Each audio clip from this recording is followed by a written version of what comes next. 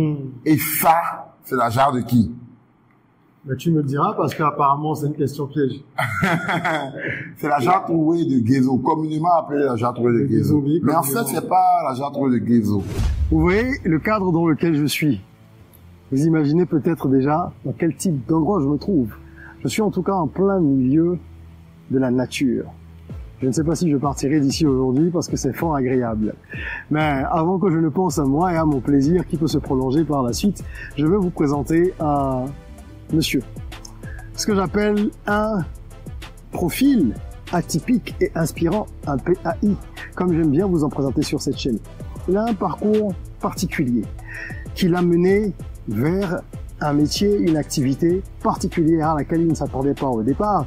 Et il a surtout su utiliser les acquis, les échecs, les expériences du début de son aventure entrepreneuriale pour transformer son activité. Aujourd'hui, il est en train de monter un complexe qui sort du commun, un complexe qui véritablement est sur plusieurs secteurs d'activité, mais crée une chaîne homogène et cohérente. Vous allez apprendre comment est-ce que les études, c'est important, mais comment est-ce que le pragmatisme l'est encore plus. À tous ceux qui rêvent de contribuer au développement de leur pays, au développement local, au développement de leur terre, au développement de l'économie de leur ville, de leur pays, vous êtes au bon endroit, au bon moment. Parce que ce monsieur, il va vous dire des choses que chaque Africain devrait comprendre et appliquer. On en parle tout de suite. Je suis Régis Sezi, entrepreneur multipotentiel, conférencier, formateur et artiste. Je partage avec vous sur cette chaîne du contenu propulsif pour vous aider à rêver, oser et créer. Patrick, bonjour. Oui, bonjour.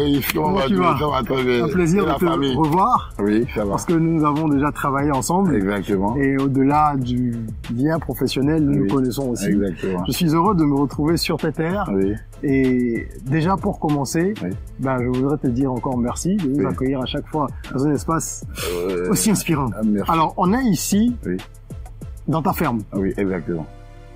Tu nous diras un peu tout à l'heure quelles sont les activités que tu mènes, mais je voudrais déjà qu'on comprenne comment tu es arrivé à cela. Oui. Tu as fait quoi comme études? Est-ce que déjà petit tu pensais, parce que je t'entends beaucoup parler d'agriculture avec beaucoup de passion, même sur les réseaux sociaux. Tu as toujours voulu faire ça? En fait, mon père est issu d'un milieu rural. D'accord. D'accord. Ce qui a facilité mon incubation, puisque dès mon plus jeune âge, on allait souvent à la ferme. Mais c'était plus par contrainte. Ok. Mais moi, j'étais un grand paresseux, j'aimais fuir les études. Donc, comme papa, il aimait aller à la ferme, souvent, quand je veux fuir les études, je le suivais. Donc, ce qui m'a permis d'avoir un contact facile avec le milieu rural. D'accord. Et finalement, après un bac D, après quelques échecs universitaires, j'ai finalement fait un master 1 en transport et logistique que j'ai encore laissé tomber pour faire une formation sur l'élevage des poulets chers, puisque papa était foncièrement contre le fait qu'on aille vers l'élevage, vu que c'était l'élevage local et les animaux ne donnaient pas rapidement. Donc, pas ça rentable. Puisque c'est quand ça va finir de grandir et puis tu vas pouvoir vendre pour subvenir à tes besoins. Donc de ce point de vue, il était encore contre le fait que je veuille me donner à l'élevage. Mais finalement, on s'y est mis, on a fait nos preuves. Et toi et moi, on s'est rencontrés également. Bien sûr. Et à travers la Rock Academy, les gens m'ont découvert également. Est-ce que tu as donné une formation qui est disponible sur la plateforme sur l'élevage des poulets de chair localement produits. D'accord. Nous, on fait l'élevage des poulets de chair localement produits. Maximum 45 jours, on fait passer les poulets de 40 grammes à 2 kilos. En leur faisant manger du maïs, du soja, de la farine de poisson issue de nos terres. Ce n'est pas avec des aliments importés. Donc c'est notre particularité. On mise sur le bio et nourrit sainement la population locale. Donc on le fait ici à Abomey-Calavi. Et finalement, chemin faisant, on a dû déboucher sur la transformation. La transformation, c'est quoi? On a d'abord commencé par l'abattage des poulets. Et finalement, on a intégré maintenant tout cela à la restauration. Ça c'est récent. Ça c'est récent. Alors, je veux qu'on puisse suivre, parce que moi c'est la transformation la transformation, je veux dire, de ton business model qui m'intéresse. Au départ, tu arrives dans ce domaine, tu fais de l'élevage tranquillement, tu vends, et après tu te mets à transformer. Exactement. Moi c'est ce que je connaissais. Oui, exactement. Je connaissais le business à ce stade. Exactement. Et aujourd'hui, tu as transformé cette approche et tu as intégré la distribution. Exactement. Alors, pourquoi tu as intégré la distribution? Parce que comme tu le sais, on parle beaucoup de business sur cette chaîne et de mindset. Et je voudrais comprendre ce qui t'a amené à rajouter la distribution. Moi, c'est quelque chose que j'approuve, mais je voudrais comprendre pourquoi toi tu l'as fait. Qu'est-ce qui est motivateur? En fait, j'ai l'habitude, à mes débuts, je vendais uniquement des poulets vivants à mes clients. Mais je voyais qu'ils avaient une valeur ajoutée qu'ils apportaient et qui leur permettait d'avoir un gain de plus. C'est là que j'ai commencé l'abattage des poulets. Maintenant, quand je livrais encore abattu, je voyais que ceux à qui je livrais abattu rajoutaient encore une valeur, ce qui leur permettait d'avoir encore un gain. Tout ça ne s'est pas fait en un jour. Bien sûr, bien sûr. Mais c'est à la suite de toutes mes constatations que j'ai vu qu'il était opportun de rajouter cela. Mais comment cela s'est fait? C'est vrai que j'évitais beaucoup de m'investir encore dans la restauration parce que quand on est sur une ligne, il faut suivre la ligne de bout en bout. Ça, c'est beaucoup d'activités que je suis en train de mettre en place. Il y a l'élevage, il y a l'abattage, il y a la restauration. C'est vrai que ma mère est une grande restauratrice et faisait du service traiteur. Elle fait toujours du service traiteur. Mais finalement, j'ai décidé de rajouter ce maillon-là à ma chaîne. Puisque tout ceci, c'est une chaîne. Et chaque maillon doit être bien suivi. Sinon, un maillon qui est faible affaiblira toute la chaîne. Donc toi, aujourd'hui, tu as au niveau de l'activité, on va dire agricole ou agroalimentaire, tu as l'élevage, la transformation et la distribution. La distribution et la restauration. Parce que c'est pas forcément pareil. Quand tu distribues, tu vends à des gens qui ne sont pas forcément des clients du resto et tu as le resto en plus. Exactement. Donc tu as la distribution et la restauration. Exactement. Et donc ton activité aujourd'hui, c'est quoi le concept? C'est parce que ce qui est surprenant, dans le bon sens du terme, c'est qu'en plus de la ferme, tu as un musée, qui est le musée de ton père, que nous allons voir tout à l'heure, qui est un musée privé, tu m'as dit. Exactement, c'est privé. Et il y a également le restaurant qui est vers l'embarcadère de Ganvier. Exactement. Ganvier, la cité lacustre, hein, pour ceux qui ne connaissent pas la Venise de l'Afrique. Exactement. Et tu as aussi... Et un collaborateur, un partenaire d'affaires qui est dans le tourisme depuis 3 générations. Sur Ganvier. Et on a également un hôtel là-bas. Donc, le projet étant de faire découvrir des plats locaux ou européens ou asiatiques à tous nos touristes, on a recruté un chef cuisinier pour rendre disponibles les produits de la ferme dans l'assiette de nos touristes. On ne vend pas de produits surgelés. Donc c'est de la ferme à l'assiette. De la ferme à l'assiette, uniquement. C'est ça notre concept. Donc, nous, on a la plupart du temps des touristes. Même les locaux peuvent venir manger chez nous. Nos plats, on commence à partir d'un certain prix. Et en fonction des plats spéciaux que vous demandez, on peut vous proposer ça à un certain prix. Donc, nos plats sont accessibles à toute la population, que ce soit locale ou expatriée. Donc, c'est finalement mon partenaire qui m'a fait sauter le pas pour atterrir dans la restauration. Avant, je faisais de la restauration en ligne, c'est-à-dire mes poulets, mes lapins, tous mes produits locaux que je propose, je les faisais uniquement en ligne. Mais quand il m'a proposé de prendre la place de la restauration dans son tourisme, eh bien, j'ai sauté sur l'occasion. C'est ce qui m'a conduit vers la restauration. Donc aujourd'hui, globalement, c'est une offre intégrée. Une offre intégrée, proposez. Exactement. Lui, il gère le tourisme parce que c'est une affaire de famille chez eux. Ils ont déjà des clients, ils ont un circuit touristique. Exactement. Enfin, un circuit plus que touristique. Ils ont un circuit qui permet de faire venir des touristes. Exactement.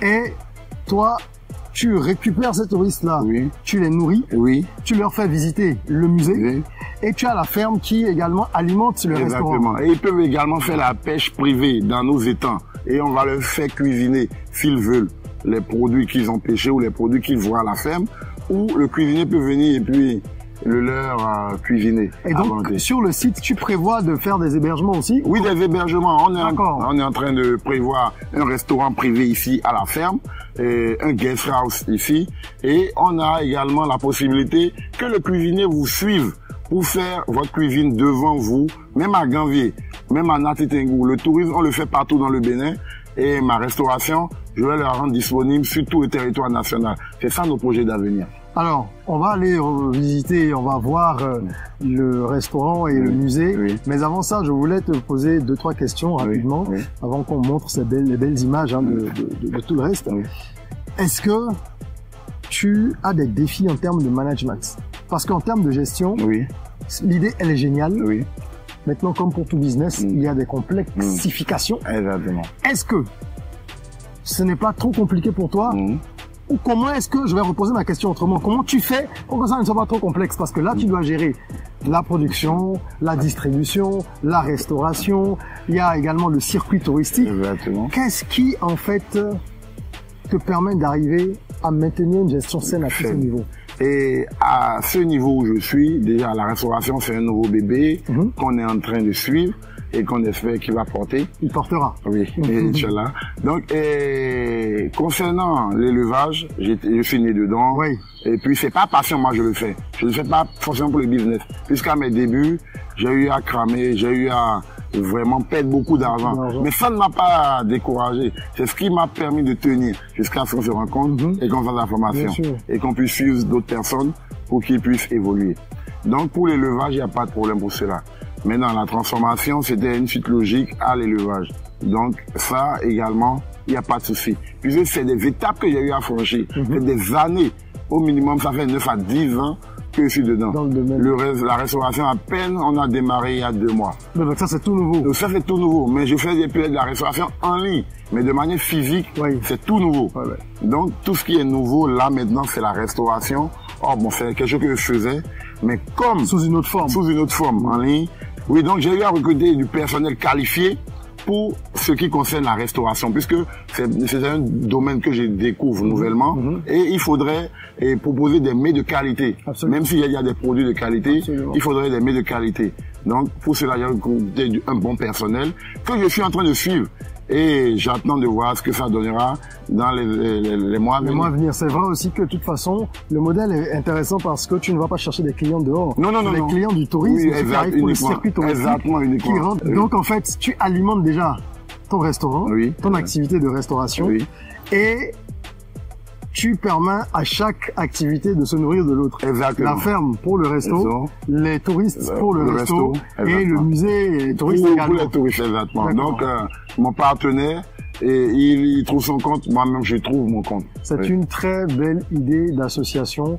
Je trouve ça très ingénieux. J'espère que plusieurs personnes prendront exemple sur vous pour comprendre que les synergies, c'est ce qui fait avancer. Je souhaite beaucoup de succès. Merci. Et on va aller voir rapidement. D'accord, tout ce qu'il y a. Oui, d'accord, super. C'est parti? Oui, c'est parti. Merci. À tout à l'heure. Alors ici, on est où exactement? Il faut que tu nous dises parce que tu es évidemment dans l'agroalimentaire, la ferme, on a vu tout ce que tu arrives à faire, dans le tourisme aussi, et récemment tu as donc rajouté cette pièce-là à tes activités. On est toujours dans la promotion du consommant local et de la culture. Ici, qu'est-ce que tu fais exactement? Ici, il y avait la restauration qui était là depuis 3 générations. Mais j'ai un associé qui est détenteur des lieux. D'accord. Et il a souhaité m'associer au projet. Eux, ils sont dans le tourisme essentiellement pour Ganvier. Donc oui, parce qu'on n'est pas loin de l'embarcadère. Oui, on est à côté de l'embarcadère. Et finalement, on a décidé de créer un circuit particulier. Pourquoi? Parce que souvent quand les étrangers y viennent, et ils vont directement à l'embarcadère et au niveau du marché. Et ils vont à Ganvier. Ils vont à Ganvier, oui, uniquement. Or, Ganvier a 2 compartiments. On a d'abord, nous, les autochtones de Calavi, qui sont méconnus complètement du grand public. D'accord. Et les gens de Ganvier. Or, les 2 peuples sont des peuples frères. Puisque au cours de l'esclavage, c'est la même population qui était venue. Il y a une partie qui est restée sur terre et sur l'eau. Puisque eux, ils avaient plus peur qu'on vienne les chercher en même temps. Donc, nous, on a dit, on attend au cas où on va les rejoindre là-bas. Donc, c'est ce qui a fait que il y a eu 2 peuples. Le peuple de Agamandin. Agamandin, ça veut dire le ciel n'est loin nulle part. Donc ici, c'est Calavi Agamandin. Agamandin. Agamandin au fil des bois. Le ciel n'est loin nulle part. puisque les autres ont continué là-bas, on dit, nous on a dit que le ciel n'est loin nulle part, on va rester ici. Donc on aura notre salut même en oui, restant ici. Donc les autres ont continué là-bas. C'est ce qui a fait que eux, ils sont restés là-bas. Et puis, ils sont devenus le peuple lacustre. D'où la Venise d'Afrique. La Venise d'Afrique, Ganvier, qui est vraiment, oui, la Venise d'Afrique, très connue. Exactement, à travers le monde. Bien sûr. Donc, on a décidé de créer un circuit particulier qui montre d'abord le peuple terrestre qui est à Agamandin. D'accord. Avant de continuer sur Ganvier. C'est très intéressant. Oui. Parce que même moi, je n'avais pas les détails de cette histoire. Oui. D'accord. Donc, mon frère, il a décidé de m'associer au projet. Okay. Et comme moi, j'ai une ferme, j'ai décidé depuis très longtemps, depuis qu'on se connaît, bien sûr, de mener un combat contre les produits surgelés qui nous intoxiquent et ne sont pas bons pour notre bonne santé. Absolument. Donc, on va faire la visite ici.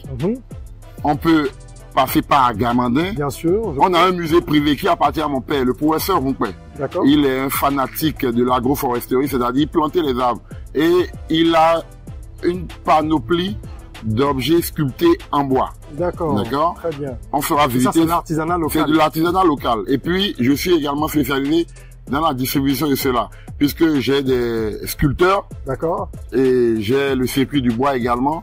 Et je peux en faire sur commande. Ok. Donc, j'ai également bénéficié. Pardon, hein, je veux bien comprendre. Oui. En fait, c'est maintenant un complexe d'activités. Exactement, c'est toute une chaîne. Uniquement dans c'est toute une chaîne. D'accord. Oui. J'étais, à mes débuts, je m'étais lancé dans plein de choses. Les pailles que vous voyez, c'est ma maman qui le faisait. D'accord. Et j'avais également une page qui s'occupait de cela depuis 2017-2016. Maintenant, c'est ça, j'ai confié à mon épouse. D'accord. Et elle s'en occupe des pailles faites à la main, les batiks, les canvors, tous les pailles africains originaux. Intéressant. Ça. Oui. Donc, on le fait. Et puis, il y a papa qui aimait les objets sculptés. Donc, je m'étais également engagé dans la voie. Mais c'est des trucs que j'ai laissé tomber finalement au profit de la ferme. Bien sûr. Mais maintenant, comme je suis dans la restauration, bien sûr, et comme c'est tout un complexe intégré, en fait. C'est un truc intégré. D'accord. Donc, c'est moi qui gère la sculpture, les pailles et la ferme. Aujourd'hui, comment tu te définirais? Moi, je me définis comme un tout en un. Okay. Un tout en un. D'accord, oui. un tout en un. Un tout en et un. Cette activité, c'est une activité intégrée. Tourisme, agriculture. Et puis la transformation, surtout la restauration. D'accord. Oui, puisque la finalité de la production, c'est la transformation. Et tous les jours, on va manger. Bien sûr. Même quand on est malade, on mangera. Bien sûr. Même si c'est en petite portion. Bien sûr. Super. Or, et maintenant, j'ai engagé un chef cuisinier qui s'occupe des mets. Ce n'est pas des mets faits maison, non. C'est un chef cuisinier qui s'occupe de vos produits bio. Les produits bio, on va vous les fournir en bonne qualité et servis à table. C'est de la ferme à l'assiette. De la ferme à l'assiette. C'est ça. Donc ici, on a le bar-restaurant. Oui. On a un rooftop. On a un rooftop ici. On a le musée. On a la ferme. Et de la ferme, on a l'embarcadère. On a notre embarcadère privé. Le musée est privé. Ce n'est pas ouvert au public. Seuls ceux qui passent par notre biais peuvent passer par le circuit que nous proposons. C'est privé. Tout ceci, c'est pour les privilégiés. Donc, et de la ferme, on peut continuer pour aller directement à Ganvier. Et à Ganvier, il y a un grand hôtel là-bas. Chez M. C'est un grand hôtel. C'est comme sur une île. Et puis, on a également la place là-bas. On fait tout le tour. On ira à Soave, on ira partout. Même si vous voulez, on ira à Porto-Novo. C'est une superbe initiative. Oui. Moi, je trouve très intéressante cette approche. Oui. Et c'est vrai qu'on ne va peut-être pas avoir le temps de tout voir aujourd'hui. Non. Mais on va déjà regarder ce que nous avons ici. Oui. Avec la cuisine. Oui. Nous allons ensuite, enfin la cuisine, le restaurant, le chef cuisinier. Oui. Et on va voir également, on va passer par le musée et la on ira à la ferme. Oui. Et l'approche, c'est que vous pouvez vraiment accompagner les gens jusqu'à Ganvier. Jusqu'à Ganvier. C'est le tourisme en fait. Même s'il veut aller à Natitengou, on peut partout dans le Bénin. Mon frère, il est spécialiste du tourisme. D'accord. Tous les tours du Bénin, on peut le faire. D'accord. Tous les tours du Bénin. Très belle approche. Et mon cuisinier vous accompagne partout si vous le voulez. C'est un cuisinier mobile. Oui, mobile. J'aime le pragmatisme.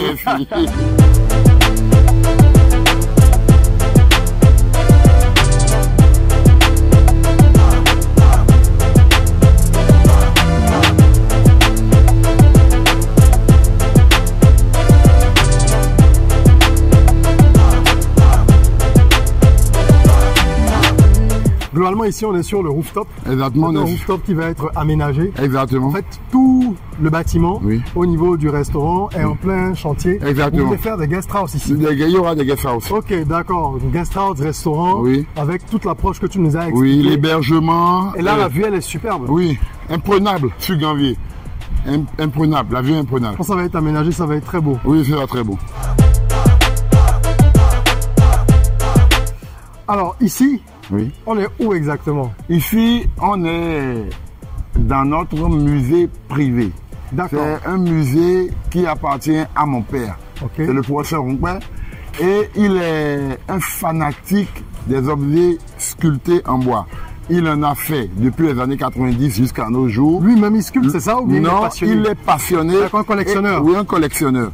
Et il est un fou de l'agroforesterie, c'est-à-dire il adore planter les arbres. Donc la plupart des arbres qu'il plante, il les transforme quand ils grandissent beaucoup. D'accord. Donc ici, vous verrez des oreillers sculptés qu'il a fait commander à ses sculpteurs. Et comme je vous l'avais expliqué à mes débuts, oui, j'avais voulu me lancer aussi à travers Benin Sculpture Business, dans la fabrication, la conception des objets sculptés en bois sur commande. D'accord. Et les objets ici ne sont pas à vendre. Non, c'est de l'exposition. C'est juste de l'exposition, c'est un patrimoine. Mais moi, j'ai le réseau pour le faire concevoir et le mettre à disposition de ce que vous voulez. Vous pouvez me remettre votre portrait, tout ce que vous voulez. On va vous le réaliser. Et avec un certain délai. Peu importe où vous trouvez, on pourra vous le faire acheminer. Donc je vais vous montrer un peu tout ce qui se passe ici. À l'intérieur. Oui. Merci de nous suivre. Allons voir. Oui. Ceci, comme tu as dit, c'est les oreillers sculptés. C'est un siège qui parle d'une histoire. Quelle histoire? On dit dans chaque famille africaine. D'accord? Viens-moi s'il te plaît. Dans chaque famille africaine, il y a 3 visages. Il y a le sage, il y a le sorcier qui a 2 visages. Il y a le visage qui nous montre dans la journée et le visage qui gère dans la nuit. Et il y a le menteur. Dans toutes les familles africaines, c'est propre à nous. On a ça systématiquement. Donc ça, c'est l'histoire de ce siège. Ceci, c'est Ganvier. Il y a le pêcheur, qui est le poisson. Il y a celui qui le conduit. C'est une table, c'est un bureau. D'accord? Donc, ici, ça traduit la femme africaine. Son enfant au dos, et puis son garçon dans la main avec quelque chose sur la tête. Oui. Ça, c'est un couple de Maliens. Et ça, c'est Adam le chasseur. Avec son gibier, son chien, depuis avril 1996. Et pourtant, tu as vu, c'est pas qu'on a mis... Oui, le bois, c'est vraiment un matériau noble, quoi. Ça, c'est la princesse Yenenga. C'est elle qui est la mère des Zungrana, des Ouedraogo et des Yameogo au Burkina. C'est elle. C'est elle qui aurait couché avec une panthère et aurait... Selon la légende. Selon la légende. Et il en avait comme ça, en bronze, et a demandé. Il a fait faire. Et ça, c'est notre Amazon. Amazon. Donc ceci, bon, ça c'est le vieux. Ok. Oui. Ça c'est la famille. Ça symbolise la famille. C'est toujours ne rien voir, ne rien dire. Oui, la sagesse. Ça, c'est le vieux avec sa pipe. Ça, c'est la guenon avec son fils. Et ça, c'est la jarre de qui? Mais tu me le diras parce qu'apparemment, c'est une question piège. C'est la jarre trouée de Guézo, communément appelée la jarre trouée de Guézo. Mais en fait, c'est pas la jarre trouée de Guézo. Qu'est-ce qui s'est passé concernant cette jarre? Il y a le roi Adam 12 ans, qui est un roi, on va dire, qui ne fait pas la coubette et qui ne suit pas les codes que tout le monde suit. Pourquoi il ne suit pas? Souvent, on tuait les esclaves en hommage aux ancêtres. Mais lui, quand il a pris le pouvoir, il a fait près de 20 ans de pouvoir, je crois. Quand il a pris le pouvoir, il tuait les princes, les princesses, les reines pour les ancêtres. Il dit quoi? Que les ancêtres reconnaîtront plus les leurs que ce soit les enfants d'autrui. Okay. Maintenant, tout le monde était contre. Tout cela devait accéder après au pouvoir. Il était contre. Pire, il a vendu la mer de Guézo au Brésil. Et dans l'esclavage, il a vendu la mer de Guézo. Mais quand il a vendu la mer de Guézo, il y avait Tcha-Tcha. Il est connu à Ouida, il est connu à Abomey. Qu'est-ce qu'il a fait pour être autant connu? C'est ce que les Blancs font jusque-là. Hein? Il a attrapé Tcha-Tcha. Il a dit qu'il va le sacrifier aussi aux ancêtres. C'est lui qui vient acheter les noix ici. Guézo a aidé Tcha-Tcha à fuir pour le Brésil. Quand Tcha-Tcha est allé au Brésil, il a ramené la mère de Guézo à Guézo. Quand il a ramené ça, c'est lui qui te ramène ta maman. C'est le plus grand cadeau. Et Tcha-Tcha lui a dit qu'il va l'aider à renverser à Dandosan. Et ils ont renversé à Dandosan. Quand ils ont renversé à Dandosan a envoyé une jarre trouée remplie d'eau à Guézo. Il lui a dit de venir le voir, ils vont discuter qu'il ne peut pas se mettre ensemble avec un étranger pour le renverser. De venir, il va lui donner le secret de la jarre. Mais que s'il ne vient pas le voir, au bout de 41 jours, l'eau va couler. Guézo, il n'a pas voulu voir son frère. Au lieu de venir, pour s'asseoir à la table, on va parler, on a écouté les étrangers nous parler. Il est passé chez tous les boucons et tout. Au bout de 41 jours là, l'eau a coulé. Et c'est ça que Dandosan a dit. Tant que Gbemito m'a le poids, tant qu'on ne sera pas unis, les gens vont venir et puis t'intéresser pour me détruire. L'intéresser, c'est ça qui se passe. Ça, c'est une balançoire. Ah oui, très beau. Oui, c'est une balançoire. Oui. Ça, c'est Agamanin complet. Ok. Tu vois, tu peux voir vraiment les autochtones. Tout ce que tu vois en béton, c'est que c'est les étrangers. Sinon, la plupart du temps, les gars sont toujours dans la maison. Oui, mais bien sûr. C'est la belle famille. Ça n'a pas été développé. C'est comme des favelas, des favelas. Tu passes par là, tu tombes chez l'autre et on continue.